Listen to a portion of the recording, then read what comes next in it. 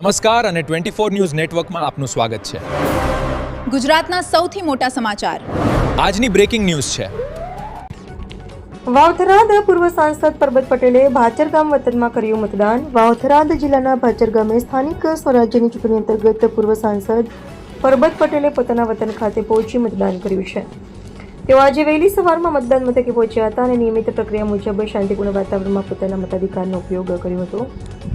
મતદાન બાદ પરબત પટેલે મીડિયા સાથે વાતચીત કરતા જણાવ્યું હતું કે લોકશાહી એ દેશની સૌથી મોટી શક્તિ છે અને દરેક નાગરિકે પોતાના મતાધિકારનો યોગ્ય ઉપયોગ કરવો જોઈએ। તેમણે મતદારોને અપીલ કરી કે વધુમાં વધુ સંખ્યામાં મતદાન કરીને લોકશાહી પ્રક્રિયાને મજબૂત બનાવે અને યોગ્ય પ્રતિનિધિ પસંદ કરે। તેમણે ખાસ કરીને યુવા મતદારોને સંબોધતા કહ્યું કે યુવાનોનો મત વિકાસની દિશા નક્કી કરે છે, તેથી દરેક યુવાને અવશ્ય મતદાન કરવું જોઈએ। મહિલાઓ, વરિષ્ઠ નાગરિકો તેમજ પ્રથમ વખત મતદાન કરતા નાગરિકોને પણ સક્રિય રીતે મતદાનમાં ભાગ લેવાનો અનુરોધ કરવામાં આવ્યો હતો।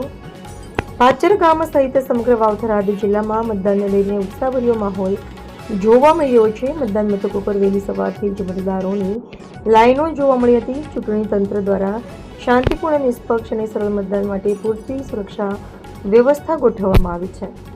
અહેવાલ રાણાભાઈ પારીદી, થરાદ।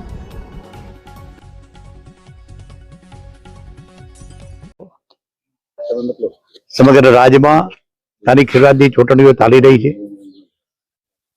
જિલ્લા પંચાયત, તાલુકા પંચાયત, મહાનગર અને નગરપાલિકા એના ભાગરૂપે આજે સમગ્ર રાજ્યમાં અત્યારે મતદાનની પ્રક્રિયા ચાલુ થઈ છે। અત્યારે તમે કીધું કે પહેલો જિલ્લો, મિત્રો પહેલા જિલ્લામાં મતદાન પહેલી વખત અહીં તો કેટલી વખત મતદાન કરી ચૂક્યા છે, એટલે આ વખતે નવા જિલ્લામાં પણ જે મતદારોનો ઉત્સાહ છે, ઉમંગ છે, આમાં તાલુકા પંચાયત અને જિલ્લા પંચાયતની બધી જ બેઠકો ઉપર વાવથરાદ જિલ્લામાં ભારતીય જનતા પાર્ટીનું કમળ ખીલશે, એમાં કોઈ શંકાને સ્થાન નથી। બોલો મિત્રો।